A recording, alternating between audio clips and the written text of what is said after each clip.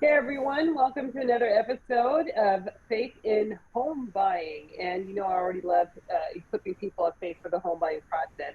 I have co-hosts today, and I have Leah Barraza. Leah, say hello. Hello. Happy to be here again, Tamika. Thanks so much. It's my pleasure. And then, of course, we have Audrey Hutton. Hey everybody, thanks so much, Tamika. Absolutely. And so this is my Texas, my Texas podcast debut. As you see, background's a little bit different, but the content's still the same.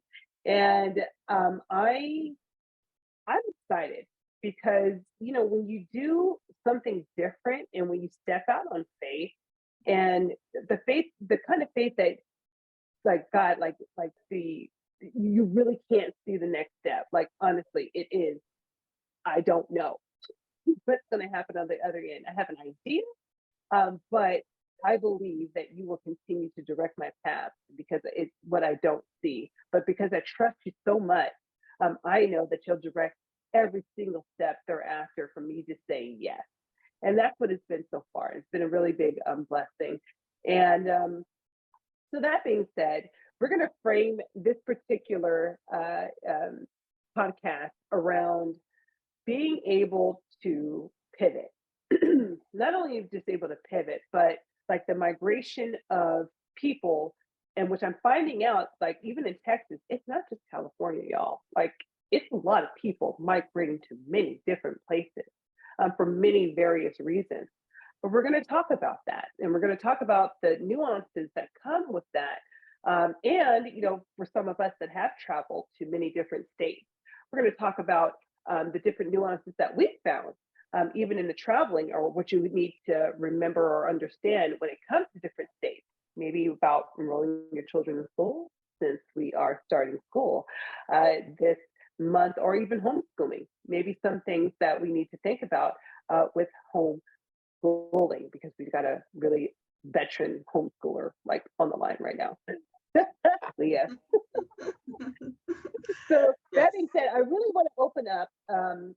This has been really on my heart because even out being in Texas, like I'm thinking, like God, like for my business in California, I have people, I have clients, I have other things kind of going on. Like where I hope you're taking care of my business, right? But the beautiful thing about it is God is.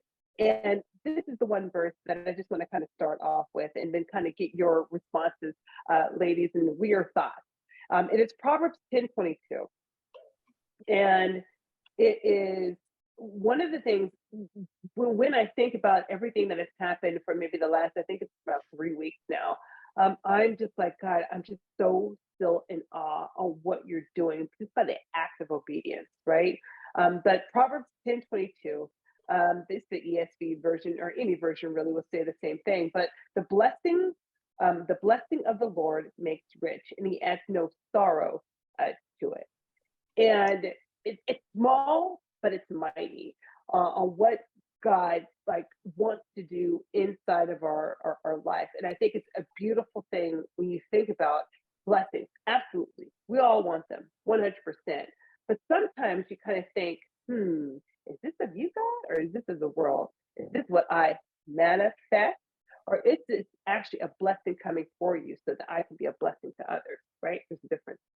Um, and I just want to talk about that. Like he adds no sorrow to it. That means that whatever he gives, it blesses and it makes happy, or it makes good, or it does good, versus it being the opposite way. What are your thoughts? And anyone of you can start first. Leah, what are your thoughts on that? Well, you know me, I'm just pretty much based on I like we talked about this before, just being blindly faithful to Mm-hmm. things.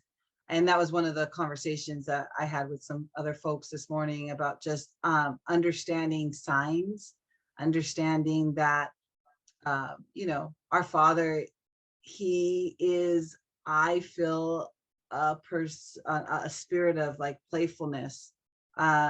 And so there's a lot of little hide and seek games that we might have. And if we just stay alert and stay patient, then we'll be able to see the path that we're supposed to go based off of even just the tiniest little signs. And, with your migration to Texas, all of that was built up from all of these other signs, conversations that you had with Father, prayer, and it just led you to the right path of where you needed to go. And I think a lot of that, to tie back into home buying, I think that is a gift that I get to have with having my faith, is that I get to engage with other families that, even though they're faithful families, for some reason, when it starts getting stressful or anxious or frustrated, I am allowed to come back in with the gift and just kind of just recharge them again with like holding that faith and paying attention to the signs and knowing that, whatever is going to be is going to be. It's destined. Right.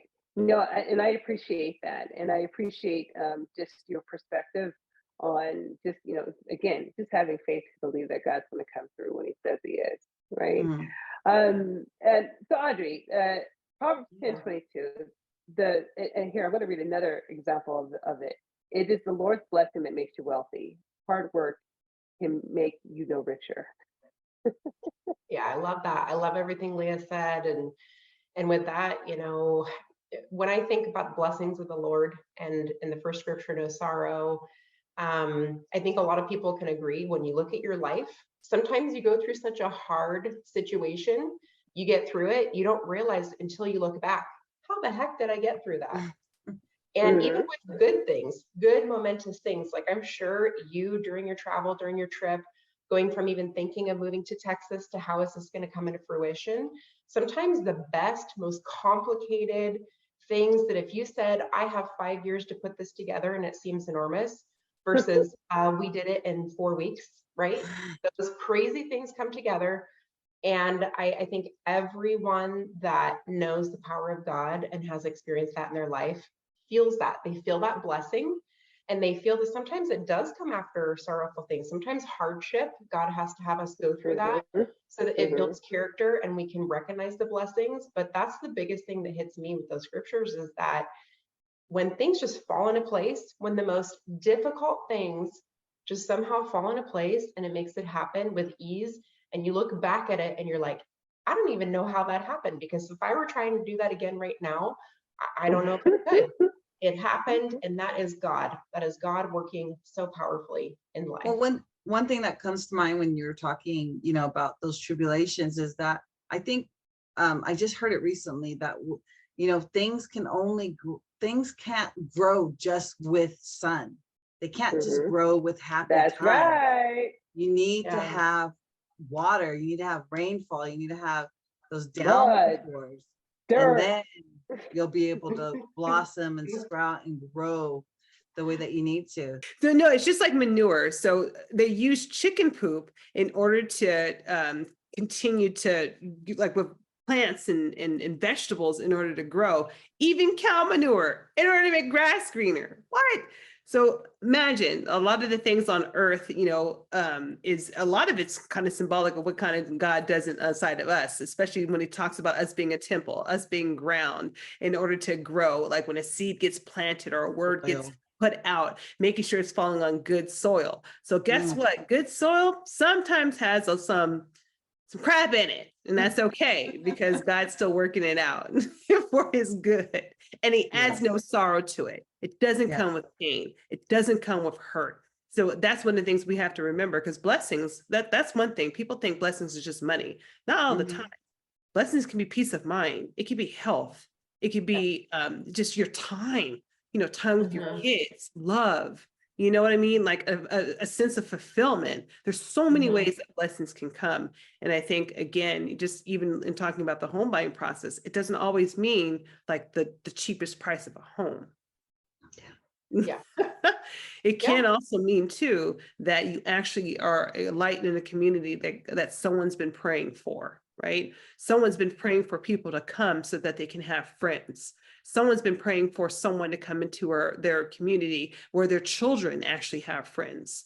they have someone to talk to, they have someone to actually glean on, or, someone to protect or around, whatever it may be. But that's one of the reasons why when I say, look, when you're walking by faith and going into communities, this is not about you getting the cheapest home. It's just not. There's so many ways that this miracle can happen, and you have to be open to it. This is not for that. You have to know that you're coming into a community, you're coming into it for a reason, being salt and light of the earth. You're being a pillar of light in the community. This is not just for us, for no more. Because honestly, God was since it from the beginning, and sometimes we just don't get a home. I don't know. Sometimes it's timing, sometimes it's whatever else, but they just don't get a home. I love that. It's like, how many times do people push for price so much? All the time. Checking out the neighborhood, and it's like, honestly, nobody ever feels price long term. You never do. But you're always going to feel that community, coming home to that same house, the neighbors, everything. That is the most important thing that we get. Exactly. So speaking of which, when we come back, we're going to talk about just migration. We're going to hear a little bit from Audrey talking about some specifics in areas. I'm in Texas, so right, talk about Texas.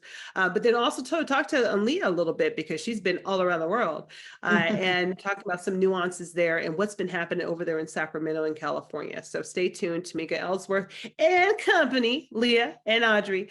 Hey, everybody, welcome back to Faith and Home Buying. I'm here with co-hosts Leah and Audrey, and we're talking about migration and also to the blessings of the Lord and how just like in this season, there's a lot of people that are moving, a lot of people that are changing, a lot of blessings that are happening as well. But in that process, God really doesn't add any sorrow to it. But what we want to talk about right now is not adding sorrow to pivoting and moving processes when you actually do migration, specifically in the lending standpoint. So Audrey, talk to us a little bit about what it takes and maybe some nuances in certain areas. So yeah, when clients are moving, you have to keep a lot of things in mind, because there are different programs, there's different rules, no matter what state you go to. Every state does work a little bit differently. So it's really important for people to do their homework and rely on their team before they make such a big move.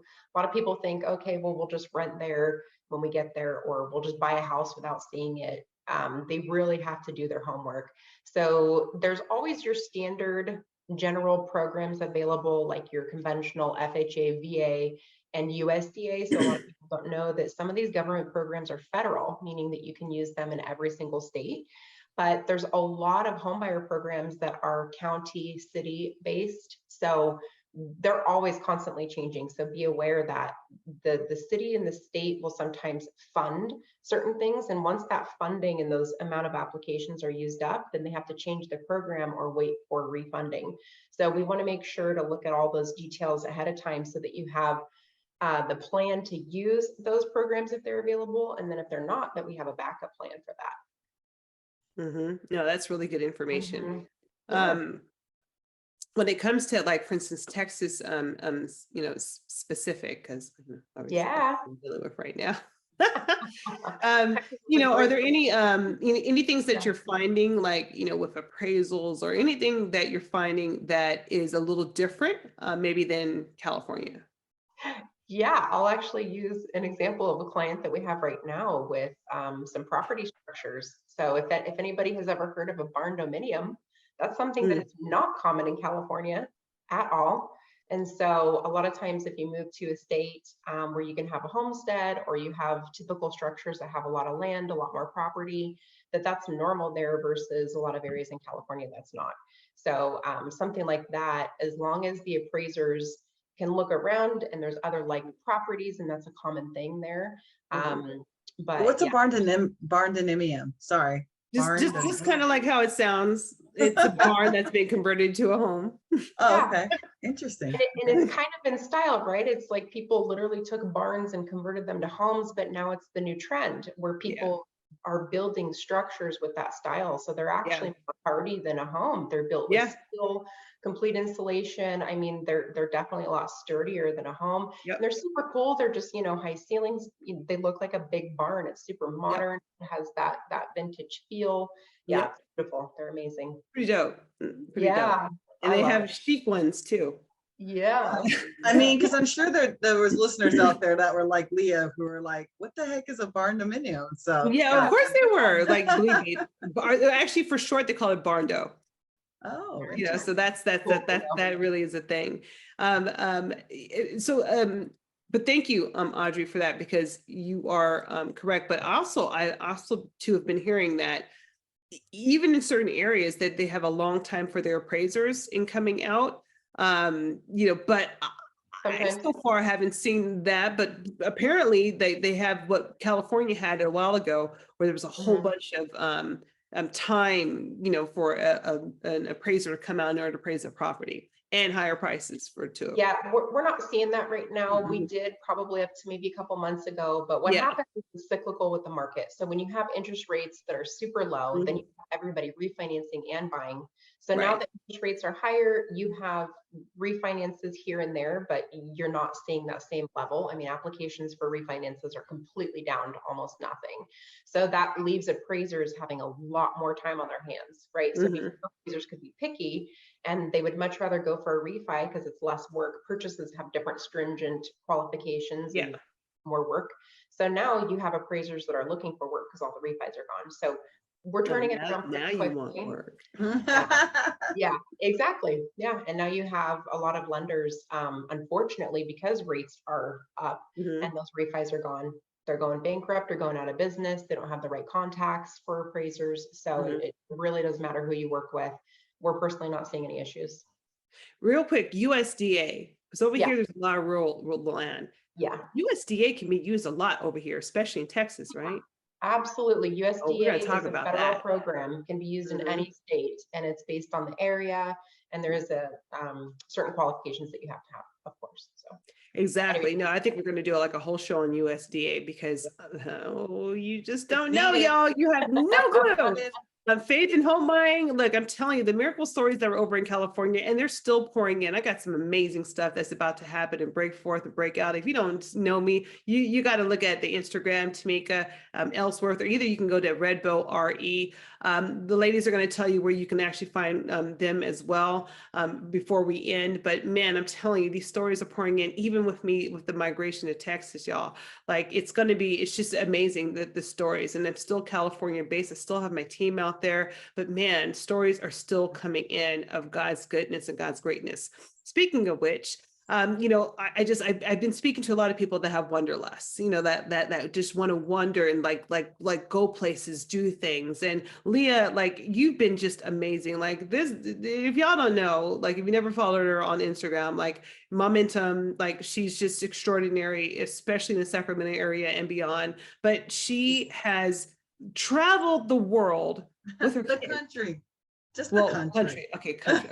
Sorry. Okay. I'm prophetically speaking world. Okay. Oh, But thank yes, you. country with her children, her 10 children. 10. oh my Yeah. goodness. I'm And gonna two Tell us dogs. a little bit about like kind of not only what you're seeing in California, but just kind of like what you've seen in the world when people are thinking about migrating somewhere else. Definitely there's a huge great migration that has happened and occurred because of COVID. A lot of people have just have gone to different states, are changing.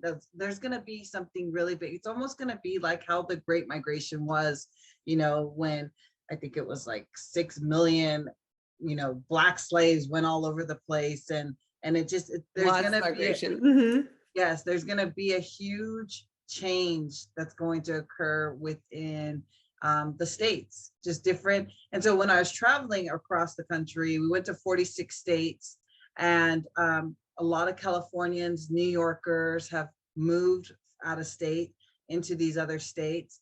And it's not just California and New York, but there's a huge transition that's happening that we're not even aware of right now.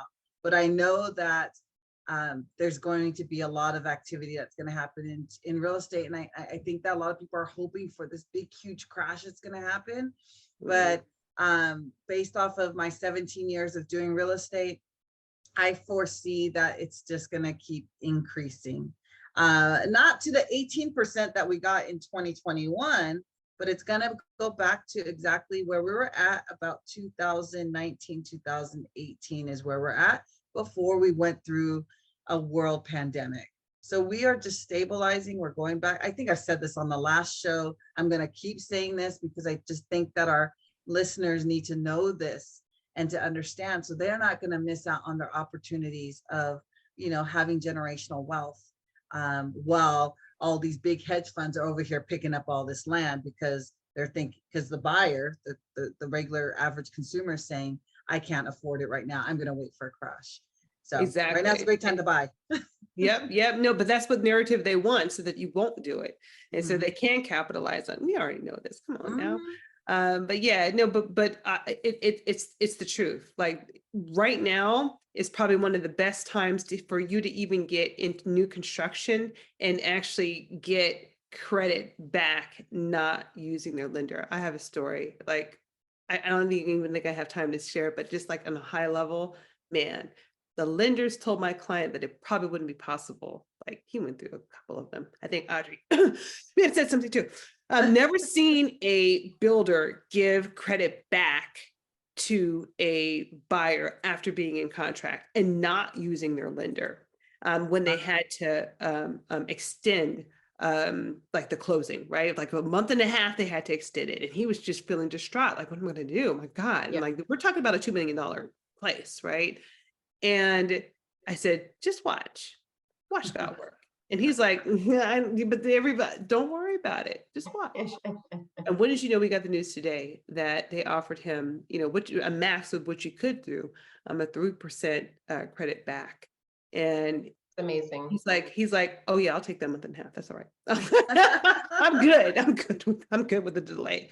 But it just goes to do it. They don't want you going out of contract, y'all. I hope you're listening to this. Really don't. They really want to work with you. But guess what? That ask is all important. And this is one of the reasons why it is important to work with an agent so that you can understand like the nuances and they understand the nuances of what you need to do. Right. And so before we leave, how can people contact you? Leah first. You can find me on Instagram at Leah Momentum, Leah_Momentum, or you can definitely text me. That is the fastest, best way to get in touch with me. Would love to be of assistance for all your real estate needs. And what's that number?